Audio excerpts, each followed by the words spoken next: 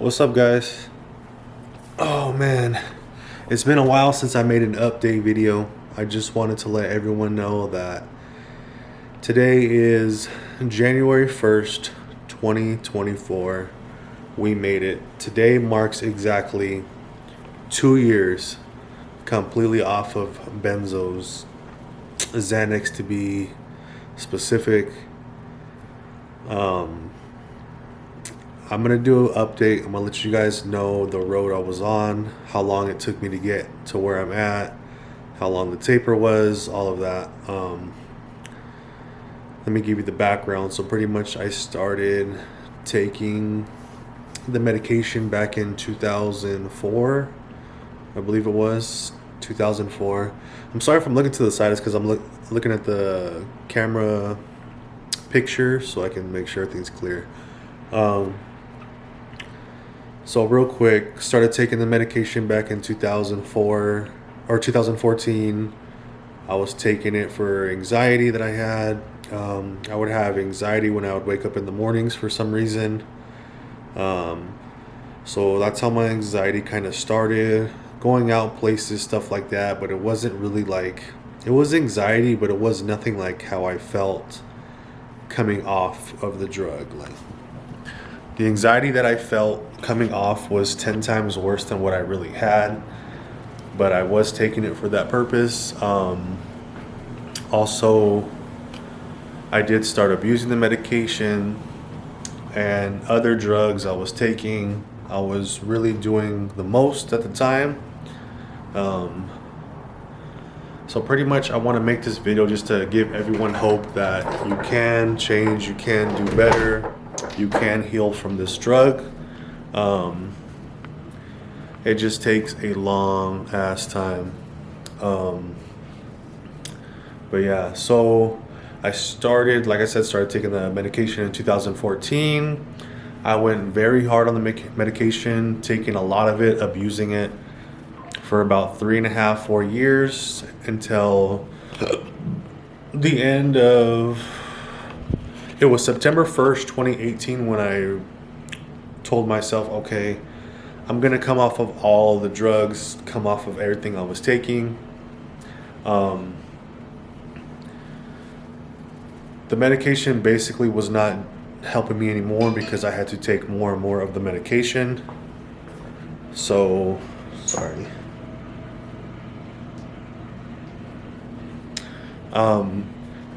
I had to take more and more of the medication for it to be for it to work. Then basically I was just like, you know what, I can't do this forever. Pharmacies, it was getting harder to fill the prescription. Pharmacists were just assholes, you know, like, and it's not like I was trying to overly get it prescribed. I was just trying to get my actual dose. It was becoming a headache, and I was like, you know what, I can't rely on this medication because it's like, if I don't have it, you can have severe withdrawal symptoms. I've had a few seizures from cold turkey and the medication. I had a total of 4 seizures from cold turkey and the medicine. Pretty intense seizures from what I was told. Obviously when you have the seizures, you don't know what's going on, but my first one was at home, and my mom was there, thank God. She found me on the floor, convulsing, stuff like that. Ambulance came, took me to the hospital, you know, pretty much told them like, oh yeah, I was just trying to stop taking this medication, so I just stopped. And they're like, no, you can't do that. It's extremely dangerous trying to cold turkey benzos. It's like, it literally is like probably one of the worst medications you can cold turkey from. It's dangerous. Like I said, I had the seizures. I had 4 of them, and they were pretty intense. So yeah, come September 1st of 2018, I told myself I was going to come off of all of the drugs and everything. So that was when my journey started. And when that started, I was already having some withdrawal symptoms. The first symptoms that I experienced was carpal pedal spasms, and that is pretty much when you're intaking too much oxygen to the brain, your hands cramp up like this, and it would happen a lot when I was driving. I think it was just maybe anxiety, and I was breathing too much. I was intaking too much oxygen into the brain, and I would get carpal tunnel spasms, and my hands and my toes and my feet just would cramp up like T-Rex arms. But yeah, so maybe I can leave this right here. So yeah, that was like my first, I would say, symptoms I was having. Also, I got sick and I took antibiotics, and that gave me a really bad reaction. So around that time, like I said, the first symptoms was the carpal tunnel spasms, and then the dizziness came in like full blown, full effect, dizzy, and pictures were moving. Like, it's crazy. If you went through benzo withdrawal, you know what I'm talking about. Pictures on the walls move. The floor feels like it's moving. You feel like you're on like a boat, trying to stand on a boat, and you're just like, whoa, you know? I am a barber. I own a barber shop in Riverside, and trying to work through those withdrawal symptoms was a bitch, to say the least. For me, it was just the dizziness and the fact that the head would like move, and I'm just like, bro, like, what the fuck is this? Like, scary shit. Some of the worst symptoms you can possibly think of that come with the withdrawal. You would never think that these symptoms come from this medication. Like, it's crazy. A list of the symptoms I've had: extreme anxiety, extreme panic, extreme gluten and sugar sensitivity. I could not eat any gluten or sugar because it would just send me into a wave. No heavy carbs. Throughout the withdrawal I didn't even know what I was going through. I had to, for some reason, by the grace of God, I happened to look up on YouTube, and I typed in Benzo Xanax withdrawal. And then that's how I knew what I was going through, is because I seen people in the world that were going through the same shit that I was going through. And they were explaining all of the symptoms. And I was like, dude, I have all of these fucking symptoms. I have all these symptoms. So I pretty much diagnosed myself with protracted withdrawal, what I was going through. Protracted benzo withdrawal. I diagnosed myself. I knew exactly what I was going through. I had all of the symptoms, and yeah, I diagnosed myself. Unfortunately, doctors don't really know shit about this unless you go through it. You can't really teach this or try to help somebody get off of this medication unless you've been through it. So trying to go to a doctor was pretty much out of the question. They want to taper you so fast within a month, and they want you to be completely off, and you cannot do that. So if anybody that it's your first time going through this and you guys are barely seeing this video, just know that you guys cannot speed up your taper. It took me 3 years to withdraw or to taper off of the dose I was on. When I was going through this, my max, I was taking like more than 10 Xanax bars a day. Each Xanax bar is 2 milligrams. So yeah, I was really overdoing it. But my prescribed dosage was 6 milligrams of Xanax a day. So 2018, September 1st, I started withdrawing from, I was actually down to 1 pill a day. I had no idea what I was going through. So I kind of just like dropped all the way down to 1 milligram, which was rough. It was extremely rough, but I couldn't, my central nervous system was already sensitive, so I could not handle any more than that because I had already started coming off of the medication, and once you start, you pretty much can't stop. So I had to just keep going, and I'm glad I did. It took me 3 years to taper off of pretty much my normal dose that I was supposed to be taking, which was 6 milligrams a day. And it took me about 3 years. And I started really tapering and watching my taper 2018 of September. September of 2018, sorry. I still got a little bit of benzo fog. I'm still not very fast. I'm still not very like responsive like right away. Like I still have a delay in trying to process information into my brain and trying to talk to people. Trying to spit certain words out is still a little bit hard for me. So yeah, I started tapering. The first year was extremely rough. No, the first year was rough, but the second year of tapering was probably my worst ever. So from 2019 to 2020 was scary. I'm not gonna lie. And I'm not trying to scare you guys, but I'm just trying to explain what I went through, and it was scary as shit because the severe, everything was so severe. All of the symptoms, extreme tinnitus, like the ringing in the ears was just like whoom, whoom, whoom, whoom, whoom. Like my ears, the body pain. I had so much pain in my body and my joints. It was extremely painful. I felt like I was sick, like I had a flu. I felt like I had the flu for like 4 years straight throughout my taper. No, I think it was just throughout the whole taper is where like 3 years I felt sick. After I came completely off the medicine, I started to eventually get rid of that sick feeling. But yeah, 2019 to 2020, which was my second year of tapering, was extremely intense. Extreme dizzy spells. I couldn't drive. I couldn't drive for about a year to a year and a half. I couldn't drive. Maybe just down the street a little bit, but I would get such bad anxiety that I would overly breathe and have hyperventilate that I would get the carpal tunnel spasms. I would have to pull over. My first year of tapering, I actually was still drinking alcohol because it was the only thing that would help me ease the anxiety and help deal with the carpal tunnel spasms.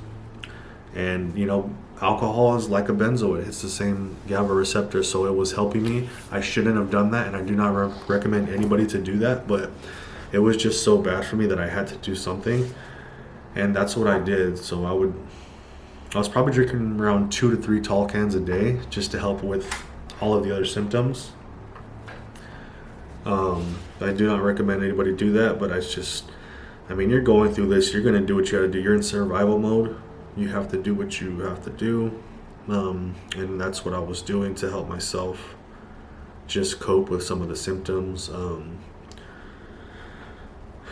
2019 and 2020 was my peak year. It was the worst. I do not think I could go through it again. Nor would I ever want to. I don't even like looking at this medication. I don't even like really talking about it, but I'm trying to help people out there that are going through this, so I want to just put it out there. So 2019 and 2020, severe withdrawal symptoms, the tinnitus, the body pain, the sickness, throwing up. I couldn't leave my bedroom. Walking to the kitchen was scary. Trying to walk outside was terrifying. And I mean, like, you are in extreme terror. Extreme. I couldn't do a lot of the basic things. I couldn't really cook. I couldn't clean. I couldn't sleep. I couldn't stand up. I couldn't lay down. I couldn't do anything. I couldn't talk on the phone. It was just extremely bad. 2020 came around. It started to ease up a little bit. The withdrawal symptoms started to ease in 2020. Like the beginning of 2020 started to ease. And then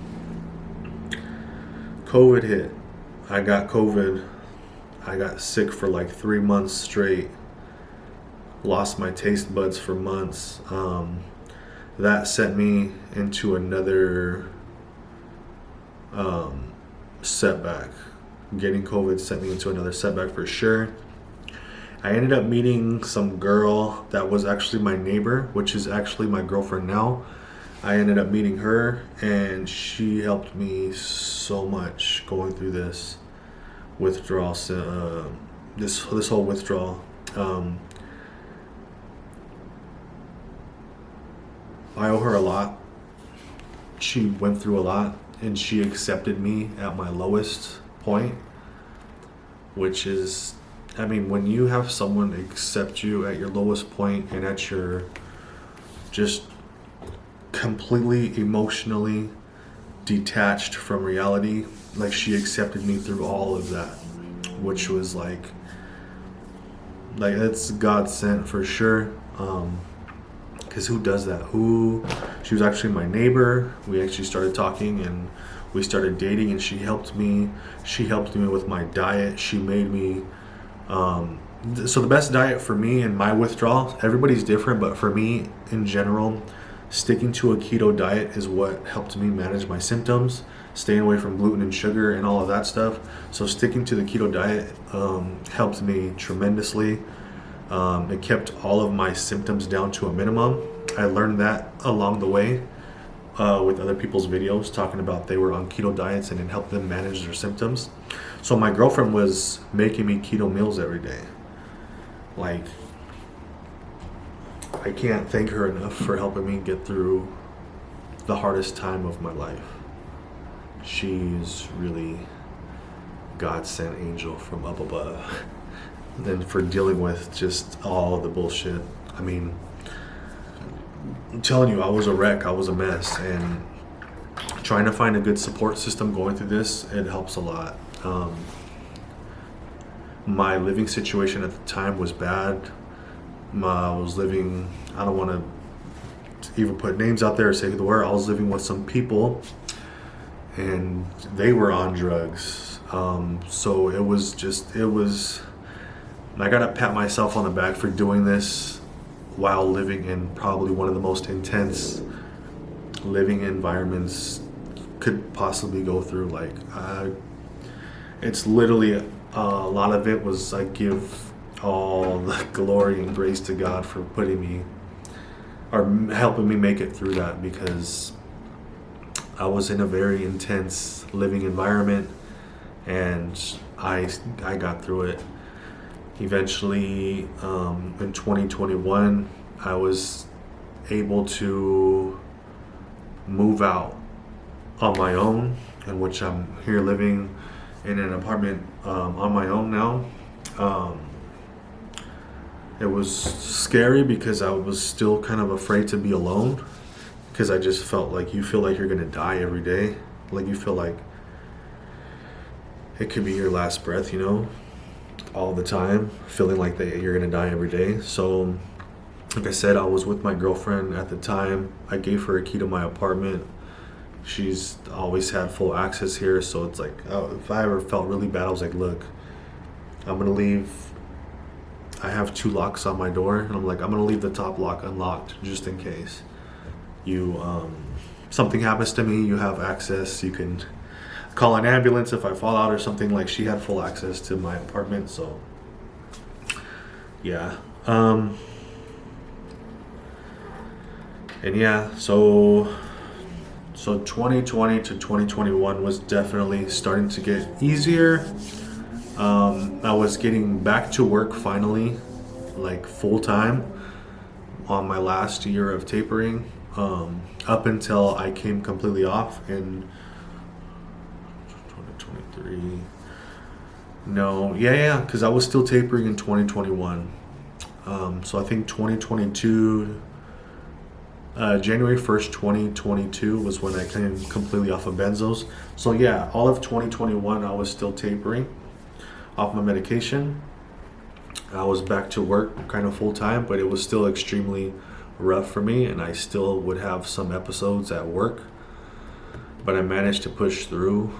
Like I said, a lot of praying, trying to stay on your diet, trying to just keep everything in check, exercising, exposure therapy, putting yourself in uncomfortable situations, and just trying to push yourself to do everyday life definitely helps you rewire your brain and get you you know, because you're like a baby being reborn again. When this withdrawal happens, you have to learn how to do everything all over again. So I had to push myself in those situations and to just do everything, driving, working, going to the store. For a long time, I couldn't even go to a store and go grocery shopping. One of my brothers would help me out and buy me groceries. Eventually, I got to a point to where I was able to walk through a store finally. And yeah, just continue to push yourself every day. You can't give up. And I think another thing that helped me heal was knowing that eventually I was going to heal. It's been a long road, but I've always knew because I've seen everybody in these videos heal. It's taken them a long time. A lot of us, it takes years. Like I said, I tapered for 3 years. Today marks exactly 2 years off completely from benzo withdrawal, or from benzos. And I feel remarkably better. I never thought I was going to heal. You know, you just, like I said, you have so many symptoms, the headaches, the head pressure, tinnitus, and body pain, vision, and the vision was static. I've had every single symptom that you can possibly think of. But now, so today I want to talk about the symptoms that I have left and what I'm dealing with now. I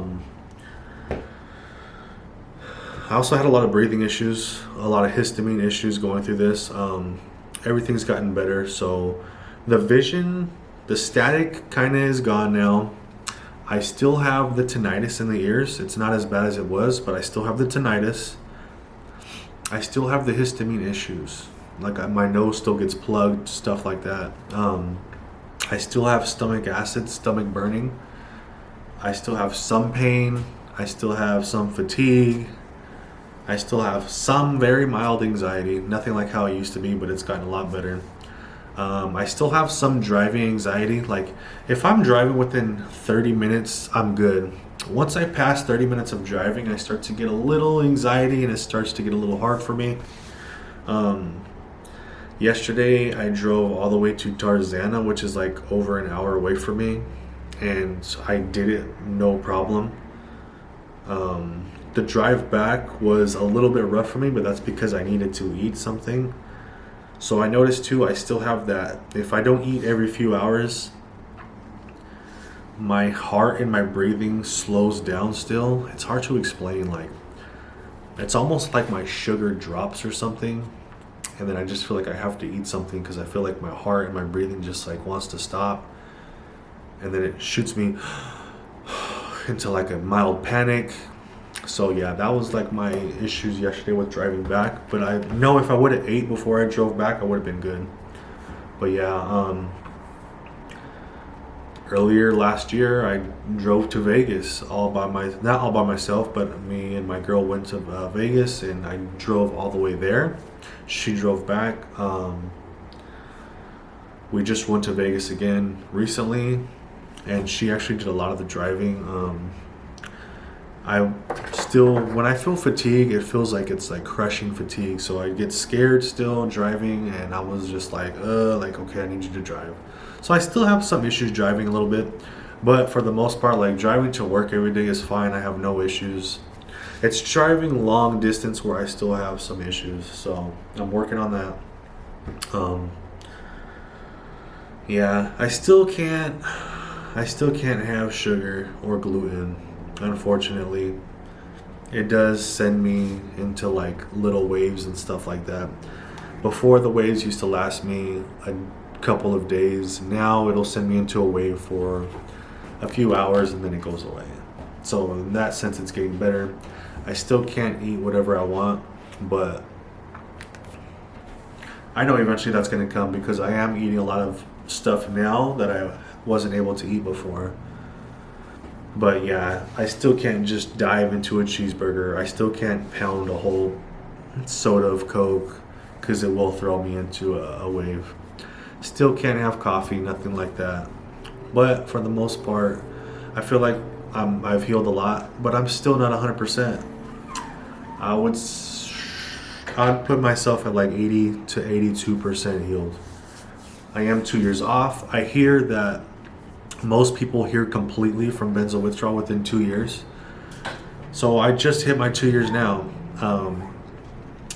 I'm hoping this next year I can completely heal. If it takes me another year to heal completely, I'll be cool with that. I've went through this for so long that it's become part of my life now. So if I can heal within this last year, I'd be happy. Like I said, I would love for these headaches to go away. I'd love for the head pressure. I'd love for the tinnitus to completely leave. Dude, even we went out last weekend too, and you know, I'm able to go to the bars and clubs again and stuff like that. I'm able to do a lot of things now. I can go a lot of places now. I did get a little hot in the bar club for New Year's, so I was feeling myself go into a wave, but I was able to manage it. I still can't handle stress very well. Like if I get really mad or stressed out, like I do get sent into a wave still. So just try to stay away from the stress while you guys are going through this as much as possible. Yeah, I'm not fully healed yet, but I'm getting there. This video is coming up on 26 minutes. Wow, I didn't think it was gonna be that long. I'm gonna go ahead and cut this video right now because I know some of you guys are probably like, damn, it's dragging. I just want to give you guys an update. It's my 2 years off. I'm feeling tremendously better. For you guys out there watching this, eat right, exercise, try to get yourself a good support system, and if you can't do that, try to just stay away from all of the stress. If you have a room in your house, lock yourself in the room. Just stay away from all of the bullshit, stay away from all the negative people. Just stay away from the stress and eat right, exercise, exposure therapy, get out, get sunlight, do what you have to do. But yeah, I appreciate you guys for tuning in. I'm gonna upload this later. If you guys have any questions, leave me a message in the comments. I'll respond. I respond back to everybody. If there's any tips or anything I can do to try to help you guys, just let me know. I'm here to help. So hope you guys all have a good New Year's 2024. Let's see what it brings. Peace.